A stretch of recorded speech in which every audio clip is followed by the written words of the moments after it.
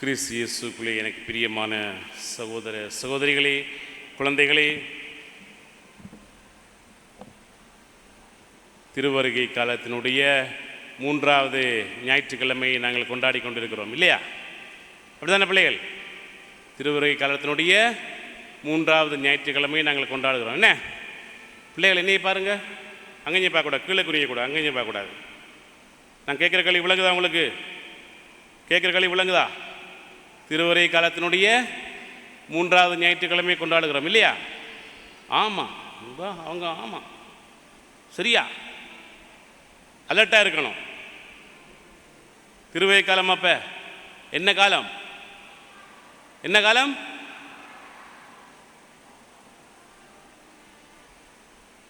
இங்கே பார்க்கணும், சரியா?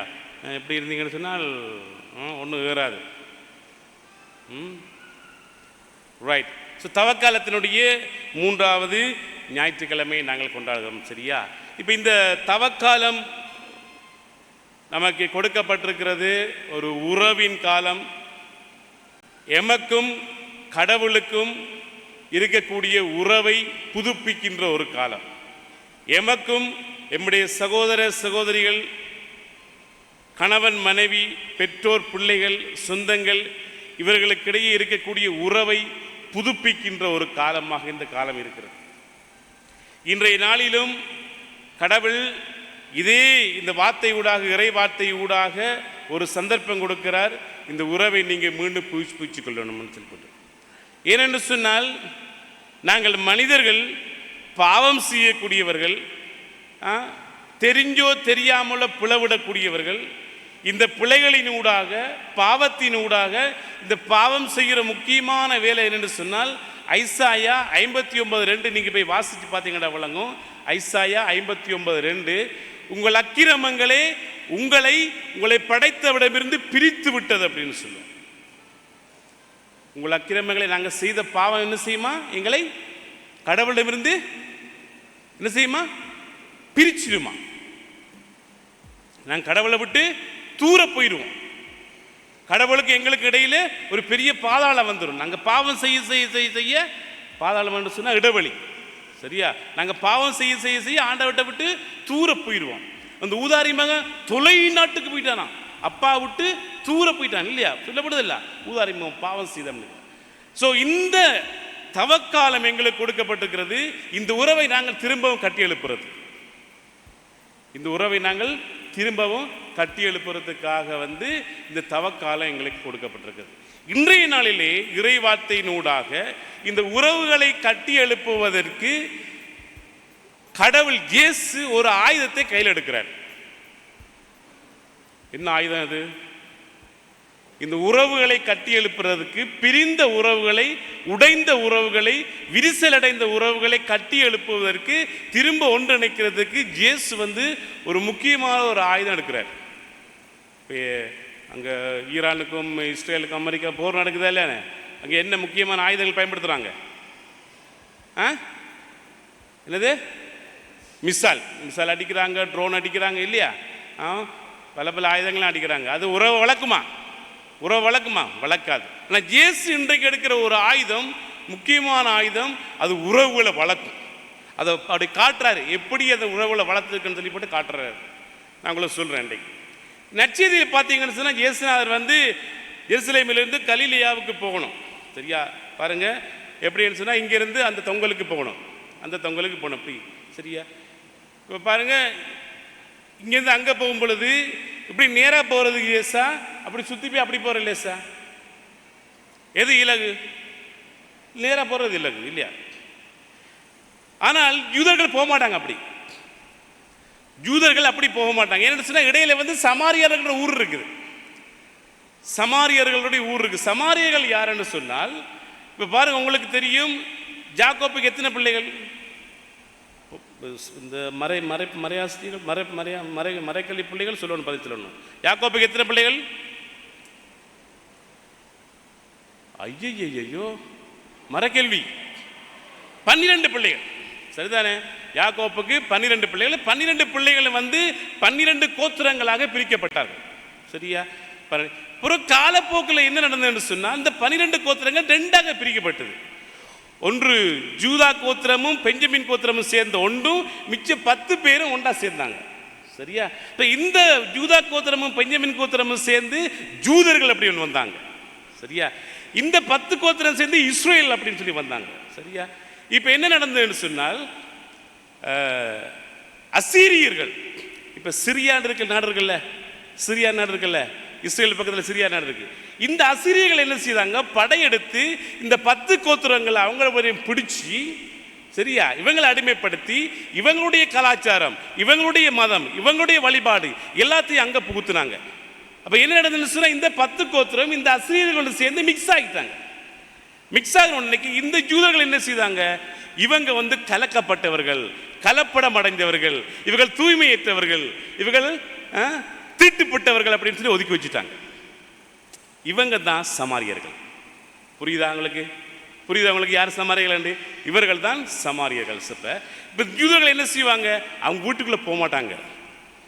அவங்க வீட்டில் போயிட்டு ஒரு வாய் சாப்பிட மாட்டாங்க, பச்சை தண்ணி கூட குடிக்க மாட்டாங்க, யாரோடையும் பேசவும் மாட்டாங்க, அவங்களோட ஊருக்குள்ளால போக மாட்டாங்க. அதான் சொன்னேனே, அவங்க ஊருக்குள்ளால போக மாட்டாங்க. அவங்க இன்னொரு ஊருக்கு போன மாட்டாங்க, சுற்றி தான் போக மாட்டாங்க. ஆனால் இதெல்லாம் லேசு போகிறது, இதுக்குள்ளால போக மாட்டாங்க. அவங்களோட ஊரில் கால் வைக்க மாட்டாங்க. கால் வச்சா திருட்டு எங்களுக்கு அப்படின்னு கருதுனாங்க. சரியா? அப்படி கலாச்சாரத்தால், உறவால், சிந்தனைகளால் பிரிக்கப்பட்டு, ஆனால் கடவுள் படைச்சது ஒரே ஒரு மனுஷன்தான் இல்லையா? ஆனால் மனுஷன் இப்படி பிரித்து வச்சிருக்கிறான். இந்த பிரிவை சேர்க்கிறதுக்காக, ஒன்றிணைக்கிறதுக்காக நான் சொன்னேன், கடவுள் இயேசு இன்றைக்கு ஒரு ஆயுதம் எடுக்கிறாரு. அந்த ஆயுதம் தான் எங்களுக்கெல்லாம் முக்கியமான ஒரு ஆயுதம், எங்களுக்கு தேவையான ஒரு ஆயுதம், எங்களுக்கு குடும்பத்தில் ஒரு தேவையான ஆயுதம். அதான் டயலாக். பேசுகிறாரு, தாழ்ச்சியோடு கூடிய ஒரு சம்பாசனை, பேச்சு, சந்தர்ப்பம், டயலாக். இந்த அம்மாட்ட போய் கேட்குறாங்க, சரியா, இந்த கிணறு யாக்கோப்பு கட்டின கிணறு, சரியா, யாக்கோப்பு கட்டி கொடுத்த கிணறு. மத்தியானத்தில் தான் வராங்க தண்ணி குடிக்கிறதுக்கு, தண்ணி எடுக்க. இந்த அம்மாவோட நிலைமை என்ன சொன்னால், மத்தியானத்தில் யாரும் போக மாட்டாங்க தண்ணி எடுக்கிறதுக்கு. நடு வெயிலில் பாலைவனத்தில் கிணறுக்கு தண்ணி எடுக்க போவீங்களா? இல்லை. நாங்களாம் தண்ணி எடுக்கும்போது சின்ன வயசுல ஈவினிங் போவோம், அல்லது காலையில் வெள்ளன போவோம். சரியா? மதியம் போகிறா, தனி யாரும் போகாத டைமில் அங்கே போகிறாங்க. என்ன சொன்னால், இவங்க சமூகத்துக்கு முகம் கொடுக்க மாட்டாங்க. அவங்களுக்குள்ள ஒரு தாழ்வு மனப்பான்மை இருக்குது, தாழ்வு மனப்பான்மை இருக்குது, முகம் கொடுக்க மாட்டாங்க. சரியா? அதனால் இயேசுநாதரும் போகிறாரு. உறவை வளர்க்கணும், வளர்க்குறதுக்கு என்ன செய்யலாம்?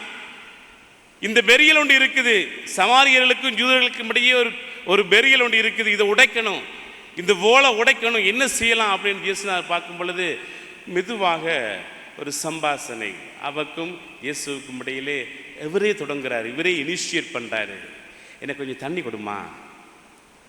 இயேசு நான் கேட்ட கேள்வி என்ன, எனக்கு கொஞ்சம் தண்ணி கொடுமா, அவ்வளோதான். இயேசுனா எந்த கம்ப்ளைண்ட்டும் பண்ணல, நீ தீட்டுப்பட்டவன் கிட்டத்தில் வராத, நீ அவங்க கூட சேர்ந்து கல்யாணம் கட்டினவன் கிட்ட வராத, நீ வேற்று தெய்வங்களை வணங்குறவன் கிட்ட வராத, ஒரு கம்ப்ளைண்ட்டும் இல்லை, எனக்கு கொஞ்சம் தண்ணி கொடுமா. அவங்க ஷொக்காயிட்டு கேட்ட உடனே, நீங்க போய் தண்ணியா, நாங்கள் தீட்டுப்பட்டவன், ஏற்கனவே உங்களுக்குள்ள ஒரு தாழ்வு மனப்பான்மை, நீங்களே எங்களோட சேர மாட்டீங்களே, நீங்கள் போய் தண்ணி கேட்குறீங்களே எங்கள்கிட்ட அப்படின்னு சொல்லி. இட்ஸ் ஓகே, கொஞ்சம் தண்ணி கொடுமா. தாழ்ச்சியோடு கூடிய இந்த டயலாக், இந்த இனிஷியேட்டிவ், இதுதான் உறவை வளர்க்குறதுக்கு ஒரு பெரிய ஒரு ஆயுதமாக இயேசுநாதர் எடுத்துருந்தார். உறவுகளே, இந்த டயலாக் எங்களுக்கு வேணும் எங்களுடைய குடும்பங்களில். சரி, இப்போ பாருங்கள், சமூகத்தில் எங்களுடைய குடும்பத்தில் கணவன் மனைவி எடுத்து பாருங்கள், சின்ன சின்ன பிரச்சனைகள் ஒவ்வொரு நாளும் அது அப்படி பில்டப் ஆகி 2 பேருக்கு இடையில் ஒரு கூரைக்கெல்லாம் வாழுவோம். ஆனால் 2 பேருக்கு இடையில் அப்படி ஒரு ஓலண்டு, ஒரு சுவரண்டு கட்டிக்கிட்டே வரோம் நாங்கள். ஓமா இல்லையா? கணவன் மனைவி மனசு தொட்டு சொல்லி பாருங்க, மனசு தொட்டு சொல்லி பாருங்க. சொல்லுவாங்க இமோஷனல் டிவோர்ஸ் அப்படின்னு சொல்லுவாங்க.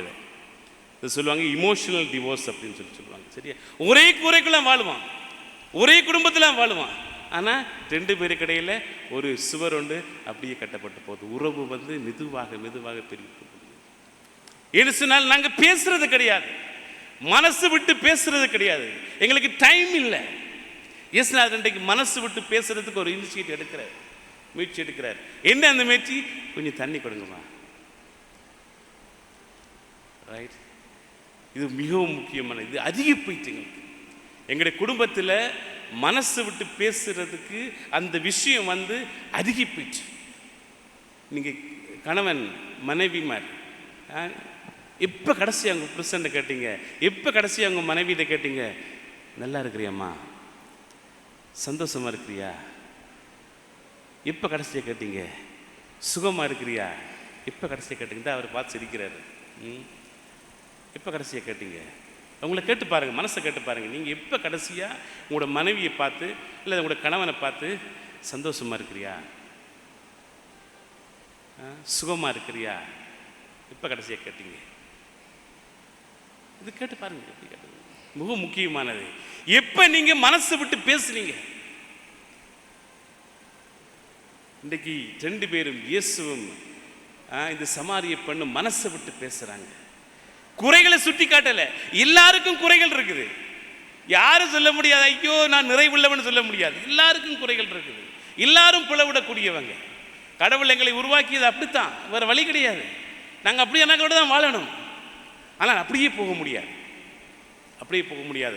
உன்னுடைய குறையை நான் நிவர்த்தி செய்யணும், என்னுடைய குறையை நீ நிவர்த்தி செய்யணும். அதுக்கு தான் கடவுள் எங்களை ஒன்று சேர்த்து வச்சுக்கிறார். பேசணும், மனசை விட்டு பேசணும், குற்றங்களை சுட்டி காட்டிக்கிட்டு கூடாது. ஆனால் நாங்கள் எங்களோட யார் இருக்கிறாங்களோ, நாங்கள் யாரோட வாழணுமோ அவங்களோட மனசை விட்டு பேச மாட்டோம், அவங்களோட மனசை விட்டு பேச மாட்டோம். நாங்கள் வானத்தில் வரும் பொழுது ரேடியோ கேட்டுக்கிட்டு, ரேடியோ கேட்கும் பொழுது சூரிய சத்திய கிட்டமில்ல, அண்ணா உங்களுக்கு குரல் சூப்பராக இருக்கண்ணா, ஸ்வீட்டாக பேசுறீங்கண்ணா, நல்லா பேசுறீங்கண்ணா, அண்ணா தங்கச்சி நான் கேட்போம். வீட்டில் உள்ளவங்களோட இல்லையா சிங்கம் புலி மாதிரி தான் இருக்கும். வீட்டிலேயே சொந்தக்காரங்க இருப்பாங்க, வீட்லேயே அக்கா தங்கச்சி மாதிரி இருப்பாங்க. ஒரு நாள் அக்கா தங்கச்சி தம்பின்னு பேச மாட்டோம் நாங்கள், இல்லையா? அவன் மூத்த பார்த்துருக்க மாட்டோம். நாம சூரியன் எஃப்எம்ல, சக்தி எஃப்எம்ல மூத்த பார்த்துருக்க மாட்டோம். அண்ணா சூப்பராக இருக்குப்பாங்க, அக்கா ஸ்வீட் வாய்ஸ். ஏன் ஏன் தேவையில்லை அதெல்லாம். எங்களுக்கு கூட இருக்கிறவங்களோட நாங்கள் உறவை வளர்த்து கொள்வோம், பேசுவோம். எங்களுடைய கேட்டால் எங்களுக்கு டைம் இல்லை father, busy world. Of course busy world தான், இல்லைன்னு சொல்லலை. ஆனால் எங்களுடைய டைம் எல்லாம் உரிகிறது எது? ஃபேஸ்புக்கு, ஃபோனு, இன்டர்நெட்டு, இதுகளெல்லாம் எங்கள் டைம்லாம் உறிஞ்சிட்டு. ஆனால் உண்மையான உறவுகளோடு நாங்கள் தொடர்பு கொள்வதற்கு எங்களுக்கு டைம் கிடையாது. நீ இதெல்லாம் இருந்தாலும் உனக்கு பணம், காரு, பங்களா, ஜொப்பு எல்லாம் இருந்தால் உனக்கு இதுக்குள்ள ஒரு உறவு, உனக்குன்ற ஒரு உறவு இல்லைன்னு சொன்னால் யூ ஆர் நத்திங். நீ வறுமை தான். சக்கையை பாருங்க, அவனுக்கு எல்லாம் இருந்தது, ஆனால் அவனுக்கண்டு யாரும் இருக்கல, அதான் இயேசுட்ட ஆண்டவர்கிட்ட ஓடி போன, ஆண்டவரே எனக்கு எல்லாம் இருக்குது, ஆனால் எனக்கண்டு யாரும் இல்லை, நீங்கள் வாங்க பேசுங்க, டைம் ஸ்பெண்ட் பண்ணுங்க, பரவாயில்ல, இட்ஸ் ஓகே. இது நடந்து எனக்கு இந்த தவக்காலத்தில் எனக்கு நடந்தது. கடந்த 2 வாரத்துக்கு முதல்ல அண்ணா வெளியிலிருந்து இருந்தார். இப்போ நான் சொல்லலாம்னு நினைக்கிறேன், பிரச்சனை இல்லை. வரும்பொழுது நான் இங்கே கொழும்பில் இருக்கிறபடினால அண்ணா சொன்னார், நீ தான் தம்பி என்னை பிக்கப் பண்ணணும்னா மன்னாருக்கு போகணும், கூட்டிகிட்டு போகணும், நீ தான் என்னை பிக்கப் பண்ணணும். அப்படி நான் எல்லாம் செய்கிறேன், ஏற்பாடெல்லாம் செய்தாச்சு பிக்கப் பண்ணி கூட்டிகிட்டு போகிறதுக்கு. அப்படி பேசிட்டு இருக்கும் பொழுது சின்ன வாய்த்தக்கம் வந்துட்டு, சின்ன ஒரு கருத்து முரண்பாடு வந்தது. அது கொஞ்சம் பெருசாக போயிடணுன்னைக்கு டக்குன்னு மெசேஜ் போட்டார் எனக்கு, நீ வர தேவையில்லை, நான் என்ற வழியை பார்த்துக்கொள்வேன், நீ ஒன்ற வேலையை பாரு அப்படின்னு சொல்லி போட்டு, நீ வர தேவையில்லை அப்படின்னு சொல்லி போட்டு நானும் கால் பண்ணி பார்த்தேன். அப்போ அவர் இறங்கி அவராக போயிட்டு 2 வாரமாக போயிடுச்சு. ஒரு ஃபோன் கால் இல்லை, நான் கால் எடுத்தாலும் ஆன்சர் இல்லை. எனக்கு அந்த மனசு பொறுக்குதில்லை. ஏண்டா அது எனக்கு விளங்குது, இந்த உறவு அப்படியே விரிசல் அடைஞ்சி இப்படி போகிறது விளங்குது. எனக்கு பிரிவு பெருசாக போய்கிட்டு இருக்கு, மனசு பாரமாக இருக்குது. நான் இட்ஸ் ஓகே. ஒரு 3 டேஸுக்கு முன்னுக்கு நான் செய்தேன், நான் மெசேஜ் கால் பண்ணி பார்த்தேன், ஆன்சர் இல்லை. 2 முறை 3 முறை நான் கால் பண்ணி ஆன்சர் மெசேஜ் ஒன்று போட்டேன், ஐம் சாரி, ஏதாவது தவறாக பேசுறதுன்னா மன்னிச்சு கொள்ளுங்க, நாங்கள் தம்பி தானே, உங்களோட தம்பி தானே, நீங்கள் அண்ணன் பெருந்தன்மை பற்றி மன்னிச்சு கொள்ளுங்க, நான் இப்போ தவறாக பேசியிருக்கலாம், நான் குறையுள்ளவன் தான், மன்னிச்சு கொள்ளுங்க, அவ்வளவுதான் சொன்னேன். அது அவரை ஏற்றுக்கொண்டாரு ஏற்றுக்கொள்ளல, டசன்ட் மேட்டர், அது பிரச்சனையே கிடையாது. ஆனால் எனக்கு இது இது ஒரு பாரத்தை இறக்கி வச்ச மாதிரி ஒரு ஃபீலிங் எனக்கு, பெரிய ஒரு பாறாங்கல்ல இறக்கி வச்ச மாதிரி ஒரு ஃபீலிங் எனக்கு. சில நேரத்தில் இன்றைக்கு கூட நீங்கள் வீட்டில் போயிட்டு நிச்சயமாக கணவன் மனைவிகளுக்குள்ள பிரச்சனை இருக்கும், பெற்றோர் பிள்ளைகளுக்கு பிரச்சனை இருக்கும், சௌரங்களுக்குள்ளே பிரச்சனை இருக்கும்.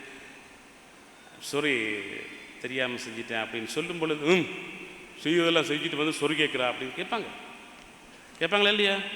செய்வதெல்லாம் செஞ்சுட்டு வந்துட்டு இப்போ வந்து சொரு கேட்குற பெருசு அப்படி கேட்பாங்க. இட்ஸ் ஓகே, பரவாயில்ல, கடவுள் பார்த்துக்கொள்வார், கடவுள் அதுக்குரிய சம்பாவனை கொடுப்பாரு. நீங்கள் சொரு கேட்டுட்டீங்க, நீங்கள் உறவை வளர்க்குறதுக்கு நீங்கள் இனிஷியேட்டிவ் எடுத்துட்டீங்க, அதுக்குரிய சம்பாவனை கடவுள் உங்களுக்கு கொடுப்பாரு, உங்களுக்கு இழந்த மகிழ்ச்சி மீண்டும் கொடுப்பாரு. இன்றைக்கு ஆண்டவர் வந்து இந்த உறவை சமாரியர்களுக்கும் யூதர்களுக்கும் இடையே இருக்கக்கூடிய அந்த பிளவை உடைத்து அந்த சுவரை உடைத்து உறவை வளர்ப்பதற்காக ஒரு முயற்சி எடுக்கிறாரு. அதில் வெற்றி காண்டாரு. அதை எடுத்த ஆயுதம் வந்து டயலாக், தாழ்ச்சியோடு கூடிய ஒரு கலந்துரையாடல், தாழ்ச்சியோடு கூடிய கலந்துரையாடல். ஈகோ தூக்கி வச்சுக்கொண்டு நான் தான் நீ தான் அப்படின்னு இல்லை, தாழ்ச்சியோடு கூடிய இறங்கி வந்து ஒரு டயலாக் கொண்டு அவர் இனிஷியேட் பண்ணுறாரு. அதில் வெற்றி காண்றாரு. பார்க்குறோம், சமாரிகள் பலர் வந்து இவரிட நம்புகிறாங்க, பலர் இவரிட திரும்பி வர நாங்கள் பார்க்குறோம். இது வந்து எனக்கு மட்டும் இல்லை, நான் முயற்சி எடுக்கின்ற பொழுது இந்த உறவை வளர்ப்பதற்கு எனக்கு மட்டும் இல்லை, என்னுடைய குடும்பத்துக்கு, என்னுடைய உறவுகளுக்கு, என்னுடைய சொந்தங்களுக்கு நல்லது நடக்கும். தந்தை மகன் தூயாவின் பேராலே ஆமென்.